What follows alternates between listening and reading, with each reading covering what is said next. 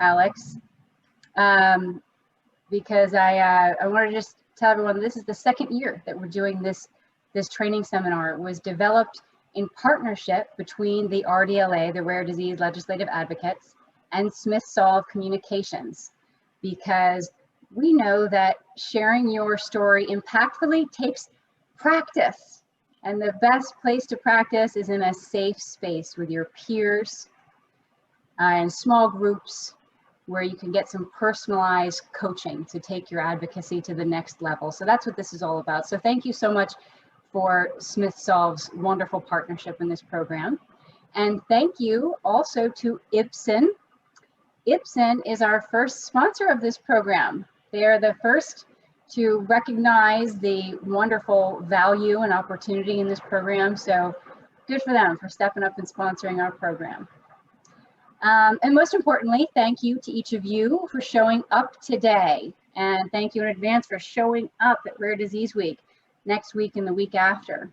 This will be our 10th anniversary, the 10th year of Rare Disease Week. So a quick show of hands, raise your hand real quick if this is your first time attending Rare Disease Week.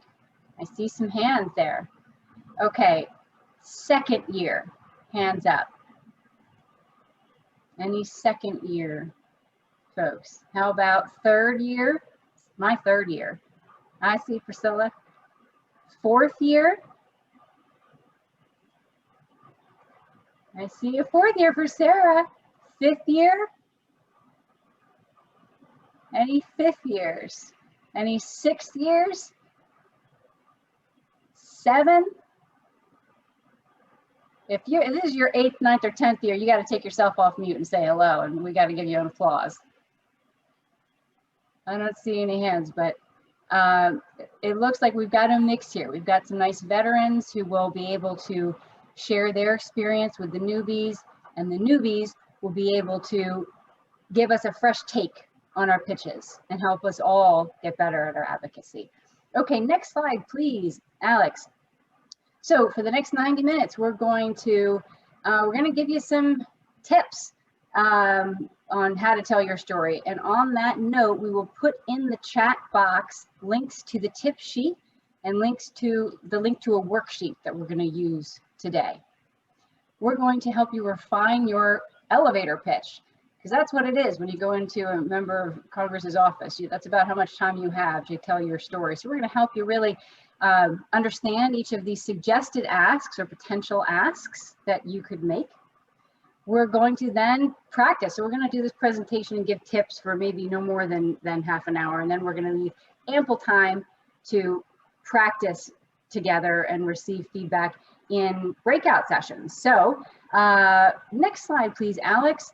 We've got some folks here today, including myself, who are serving as your coaches to help facilitate our feedback and discussion and coaching today. And we've got these folks, and then the next slide, please, Alex, these folks as well. So our coaches today, you can pretty much tell who we are because we have, we're matching backgrounds. It's a mix of team members from the Every Life Foundation / RDLA, because RDLA, of course, is a program of the Every Life Foundation, and team members from SmithSoft. And also Sarah Tompkins, who is a patient advocate and advocacy chair of Rare Disease Week 2021. We'd like to know at the end of today how you think we did and how we can help and serve you better in the future. So we're going to send you a survey and ask you to fill that out real quick if you wouldn't mind. And let us know if you'd be interested in serving as a coach next time, because we would love that. So with that, I'll pass it over, next slide, Alex, to Caitlin Laws, who I'm sure you know, because she's the one helping to set up all of your meetings and organize every little detail of Rare Disease Week. So Caitlin, take it away.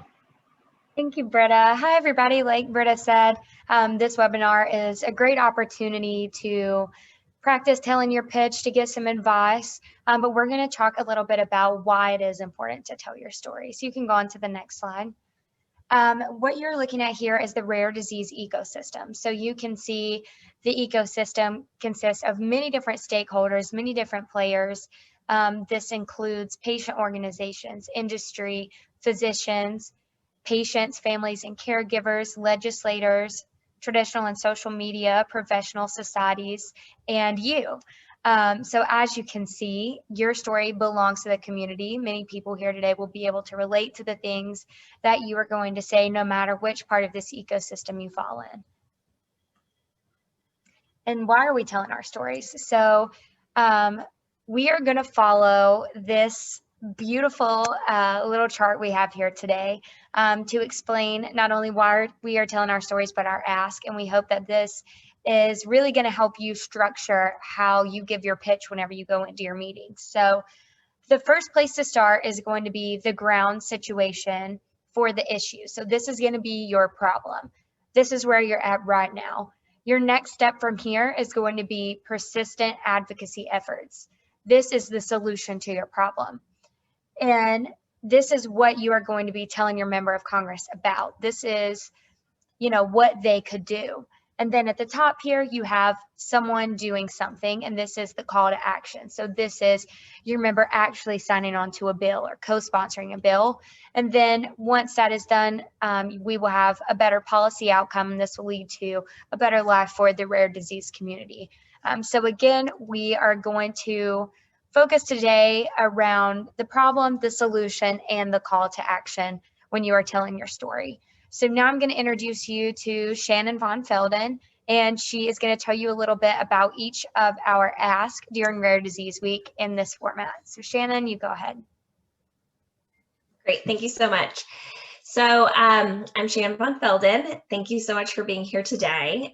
It's raining here in DC, so I'm hoping my Wi-Fi holds up. But during Rare Disease Week, we usually have a certain number of suggested legislative asks.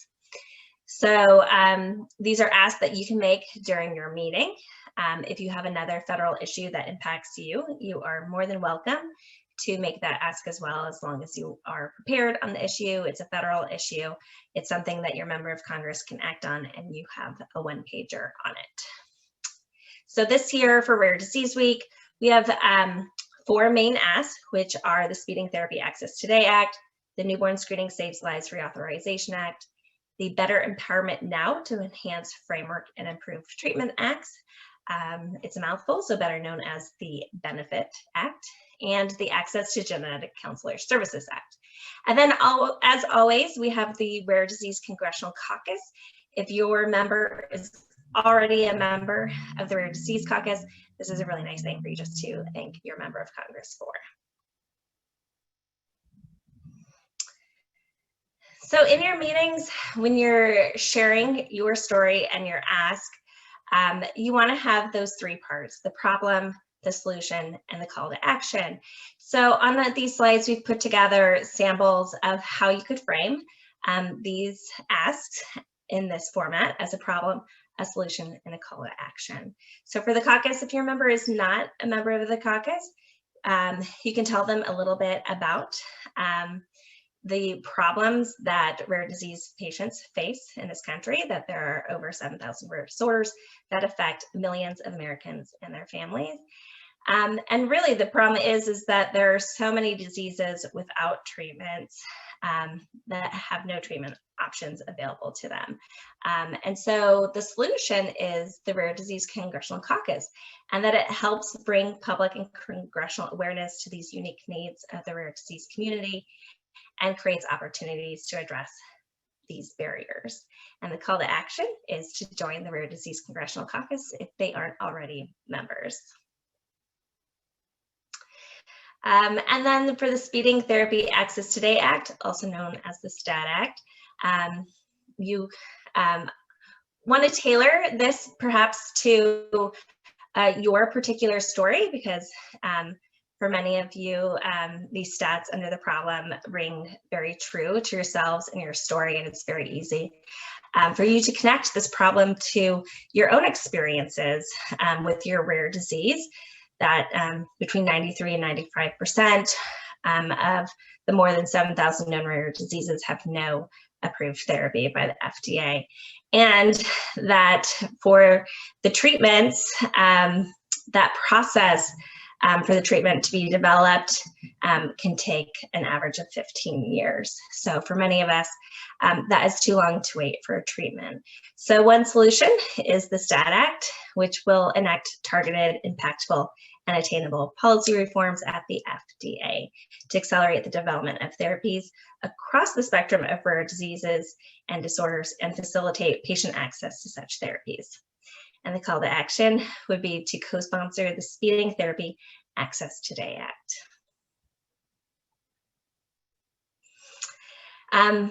For the Newborn Screening Saves Lives Reauthorization Act, again, this is something that probably many of you can connect to your stories if this would be your ask, and can personalize to your own story, whether your condition is a condition that is already on the newborn screening panels or not, for instance.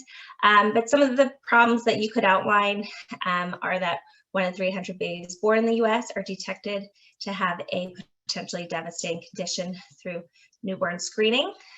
Newborn screening programs vary widely from state to state. So a condition that's screened in one state might not be screened in another state.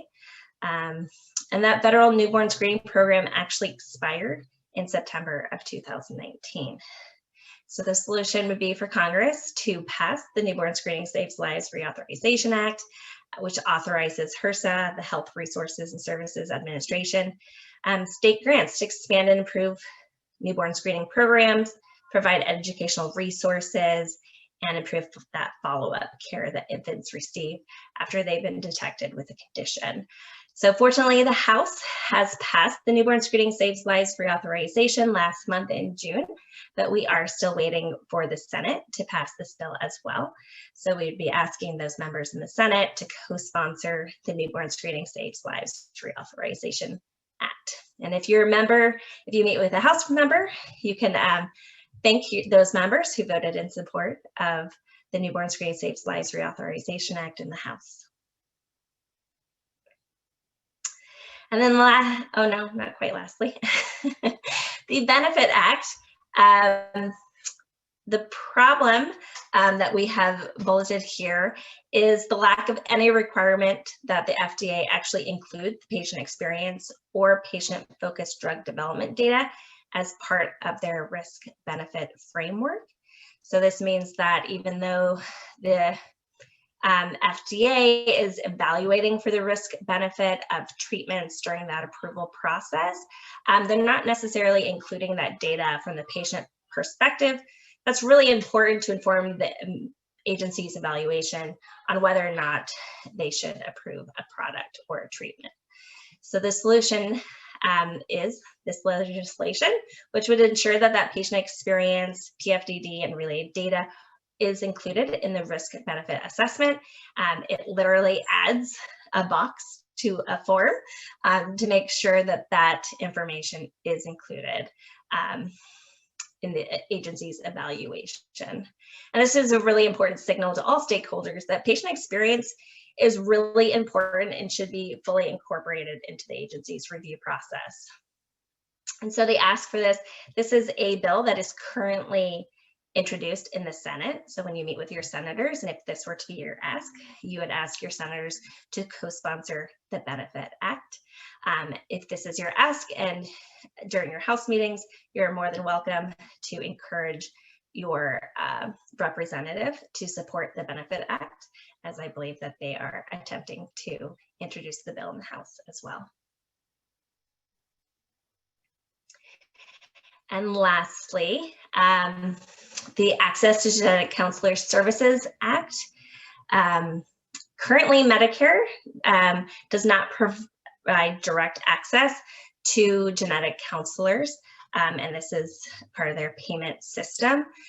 So the problem is that this means that there's limited access for Medicare beneficiaries to access genetic counseling services. And as a result, this can increase wait times for genetic testing and delays in diagnosis, not only for Medicare eligible beneficiaries, but for the whole ecosystem, healthcare ecosystem. So the solution is the Access to Genetic Counselor Services Act, which would provide Medicare beneficiaries with direct access to genetic counselors, enable genetic counselors to bill Medicare directly, enhance team-based care for patients, and address those health disparities. And the call to action would be co-sponsor the Genetic Counselor Services Act.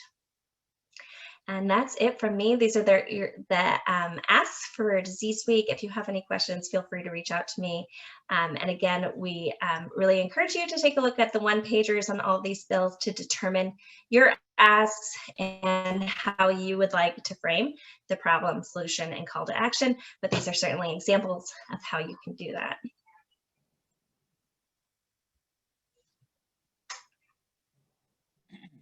Awesome. Hi, everyone. I'm Chris Smith. I'm with SmithSoft. And Shannon, thank you so very much, and to the whole RDLA and Every Life team for being such active leaders, instigators, catalysts for change. The SmithSoft team has been part of Rare Disease Week on Capitol Hill for 5 years, coaching and leading the Practice Your Pitch session. So it's really cool to spend more time with you. And whether it's a virtual format, whether we're on video or in a conference room, the impact is just so clear and so powerful. So when we look at these platforms, it's impressive to see all the work, but we want to emphasize that you are the people who are going to bring these ideas to life. You know, they are ideas on the page, they are sound policies that make good sense, but what an awesome opportunity, responsibility for you to go to these legislators and say, hey, here's what it really means for me in my life, and for others in my community, and for others who have a rare disease. And you know, there's more of us than you might know. So I want you to feel that sense of empowerment and importance. Without you, there is no story. The other piece I just want to mention, because it came out in the coaching prep session, you know, that mountain that we're climbing. So there's that problem at the bottom and we're climbing that mountain. Sometimes we will scurry to the top. It'll be successful and easy. Sometimes it'll be a roller coaster where you might have to go to a legislator a few visits and convince them. And sometimes there might be some people who say no. That's hard to imagine because I think the case is so clear. But we want you to keep in mind that this is an important opportunity, but it won't be your only opportunity. This is part of a larger effort to bring about these policy changes. So I think, you know, Caitlin and Britta and Shannon, we were talking about it as sometimes it's a roller coaster, sometimes it's a scurry up the hill, and sometimes it's a mountain that feels too big. All of those can be true. So, you know, just brace yourself for that. So let's move through some tips before we get to the best part, which is the practicing part. This is going to refresh some of the things that you've heard and learned either from previous efforts with RDLA and Rare Disease Week and also other webinars. But we want to touch on all these pieces because they fit together. Before going into these sessions, it's a great idea to know who you're speaking with. You know, did they recently vote in the House for the Newborn Screening Saves Lives Act? That's good to know. Are they already familiar with the topics? Are they actively talking about them or not? So there are these scorecards that you can access. And as a team, as you look at these people that you're going to be sitting down with virtually, it's an opportunity to understand what's their history, what's their track record. So keep all that in mind. Look at their social media channels, you know, profile them a little bit so that you can have a sense of who you're talking to. Okay. The other step is just to feel comfortable jotting a few notes down. You know, one of the trickiest things is keeping things short and concise. So if you do a little bit of that homework in advance and say, okay, here are the key words that I really want to hit. Here's the statistic that I want to emphasize. That can go a long way. You don't have to convey every detail. It's okay to follow up with background information to provide them with resources from RDLA and from Every Life. Okay. Next, we've got, oh, I love this one. This is rules of the road. So, I mean, one of the things that strikes me, it's a privilege to be a guest in this community, and your stories are very personal. And I want you to feel a great sense of ownership that you can share whatever you want, however you want to, and you can also draw boundaries in terms of what you don't want to share. You are in the driver's seat because it's your story and you know how best to tell it. One of the things that we want to do is also balance fact and emotion so that there's some personal details that can grab people's attention, but we also want to connect it to the larger issue. And sometimes a statistic can do that. The number, if newborn screening is an issue and getting an accurate diagnosis, talking about those, is it 300, 1 in 300 babies born in the US are detected with an illness that we can do something about. This is one of the most successful pieces of health legislation this country has ever seen. And our babies deserve having this renewed. The other point is less is more. It can be tempting to try to share your whole story, but some of the advocates in previous coaching sessions said it like this: you don't have to tell the whole story. You need to tell the most important parts that grab their attention and that support your point of view. So you keep the personal part, it's high impact and it's important, but focus on what matters most. Any questions or comments on that? These are concepts that you're going to have a chance to practice with your coaches and also discuss in those smaller groups too. Okay, next. All right, here we go. Problem, solution, call to action. We're saying it again because frequency and repetition is good, right? So that's how we want to construct this. And what it really does is it invites that legislator to be a hero. You can be a hero because you can adopt the solution and bring it forward. You can help me and other people like me and your constituents. Okay, what do they expect from you? They want you, and also if you're meeting with them as a group, to be informative, compelling, and concise, to be credible, to be honest, have a sense of what their role is as well and some questions that they might have. Be prepared to offer those one-pagers. Know that you are the expert on your story in particular and the topic and your community. And be authentic. You don't need to memorize. You need to be your true self and really engage on a human level. That's going to have the most impact. So next, in addition to practicing in these sessions today, one thing that we encourage you to use is make use of that smartphone. Take a moment to record yourself giving your pitch and then play it back and say, okay, this worked well, this really resonated. Maybe this part isn't as important, or maybe I want to say it a little bit differently. But that's an opportunity for you. And believe me, you'll get coaching today, but oftentimes we're our own best or worst critics. We know each other, we know ourselves really well. So it can be a tough exercise, but it really is helpful for you to get that right level of language and the right length. It's a good warm up before going into these sessions. Okay, good. And you don't have to limit it to doing it once. So one of the things that we've had an opportunity to do is to get some advocates on video sharing their story. And I want to introduce Sarah Tompkins, who is one of those people, and she's going to introduce a sample video for us. Thanks, Chris, and hi, everybody. Thank you so much for joining us.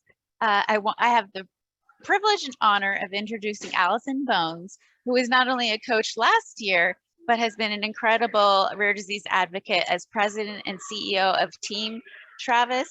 Sorry if it's loud in here, for Team Travis. And she's also an RDLA advisory committee member that serves with myself, and is such a great example for you all to learn from. So please enjoy her video. You'll see Allison share her story and give an excellent example of an elevator speech.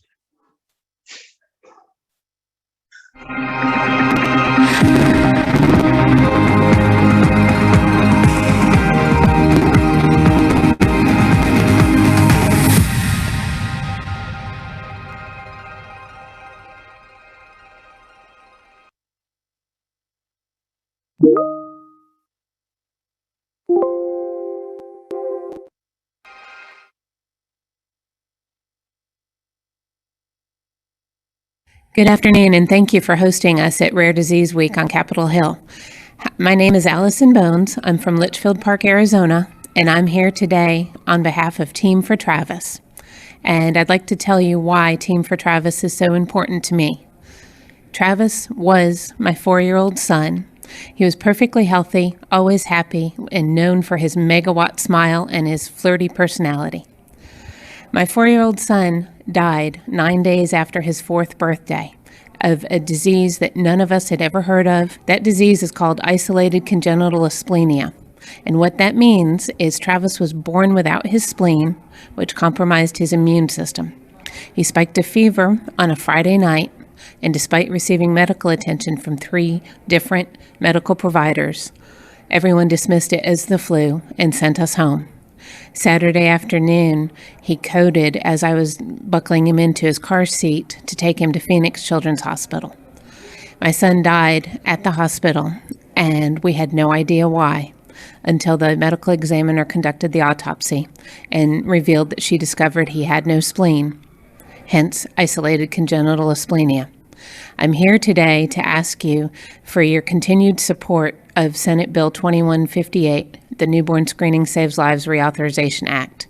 The reason that this bill is so important, not only to me having lost Travis from a disease that is never screened during either the prenatal period or in the newborn screening, is if better and more comprehensive newborn screening existed, children like Travis would still be alive, because asplenia is a manageable condition with appropriate early detection.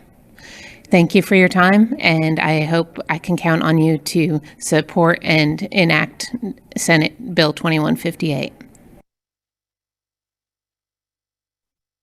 Thank you so much for watching Allison's incredible video.